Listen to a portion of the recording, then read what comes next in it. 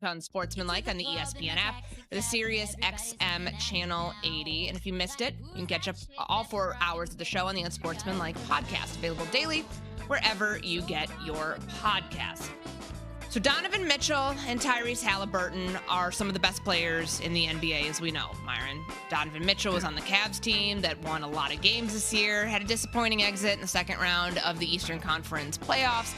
And that happened against a Indiana Pacers team led by Tyrese Haliburton, whose season got cut short in the most devastating way in the Game 7 of the NBA Finals. There's a conversation, though, about where exactly they fit into the mix among the hierarchy of NBA players. And I want you to hear from Kentavious Caldwell-Pope, two-time NBA champion, who was on the Dog Talk podcast.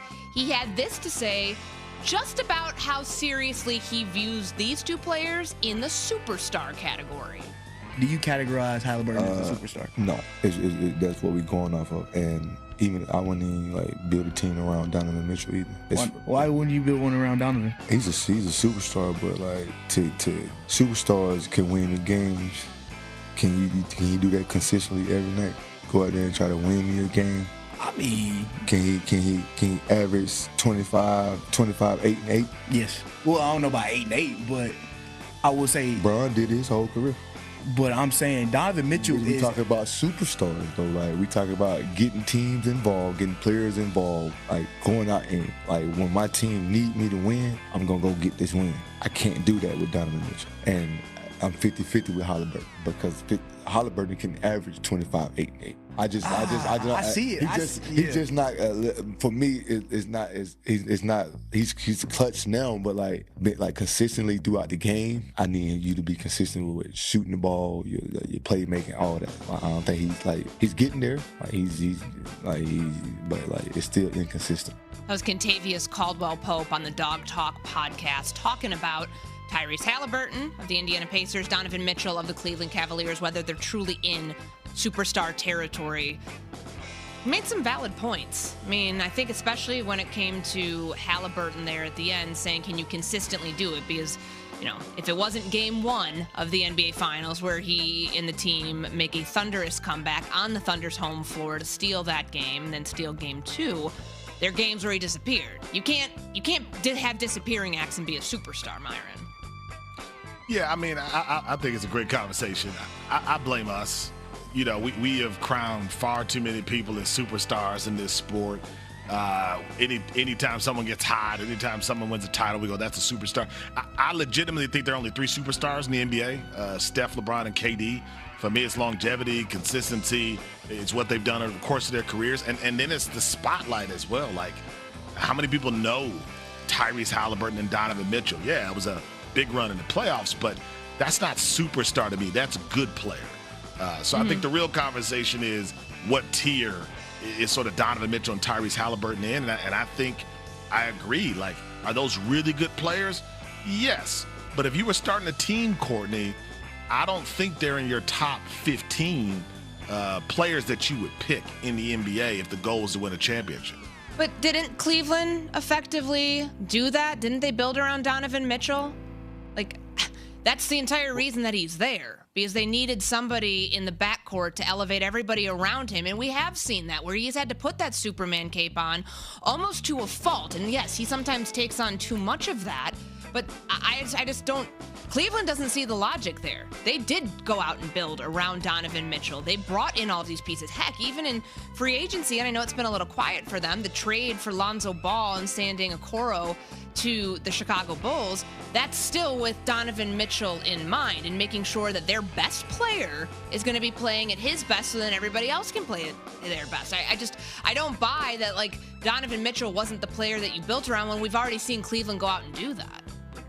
But where'd they go, Courtney? I mean, that has to be a part of the conversation. They were injured.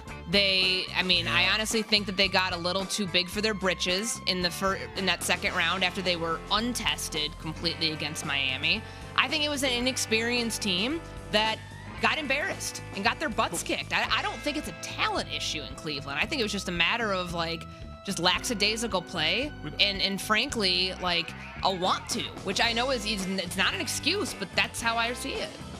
But we don't do that with superstars, Courtney. We don't say, well, they had this issue and that issue. And I think, to me, that's what superstar is to me. When we talk about LeBron and Steph and KD, we say, I don't care what's going on. You're supposed to compete for a championship. That hasn't happened yet for Donovan Mitchell. I think Donovan Mitchell is a great player. Let me be clear on that. But I can understand how someone would say there are a number of players around the NBA that you would choose over him if the idea was to build a championship contender. I think Donovan Mitchell needs more help to win a championship than some of those other stars.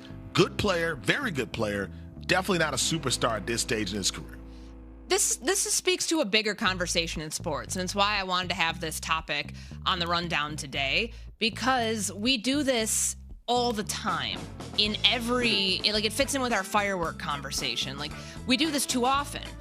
I agree with you. There's 3 superstar players right now in the NBA, whether it's KD, the greatest closer, the best scorer currently in the NBA, Stephen Curry, his resume speaks for itself, and of course, LeBron James in that category. Can you throw maybe 1 or 2 others in there? Maybe it is a Jason Tatum, somebody who's won a championship, somebody who's been an a first-team All-NBA player. Maybe it's Luka Doncic.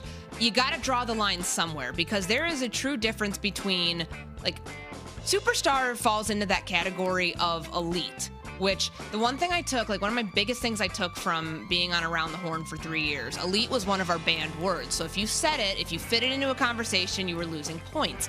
The reason we did that it's because it became hyperbolic conversation where you're throwing everybody into the superstar realm. We'd use this in football all the time, generational, right? Generational talent. How many times have the quarterbacks that have been taken in the first round been listed as generational talents, and how many of them actually pan out, right? Kind of the same thing. It's an overused phrase when saying that somebody is really, really good, great even, would suffice instead of calling them a superstar, because superstar is rare. That's the reason that word means so much, and you dilute it when I think you throw everybody in there. So I don't think Donovan Mitchell and Tyrese Haliburton are superstars yet. Could be. And that's okay. Yeah, no, I'm with you on that. I think that it's in due time they could get there. We'll just have to see. All right, Unsportsmanlike, presented by Progressive Insurance. Courtney Cronin, Myron Metcalf coming up next.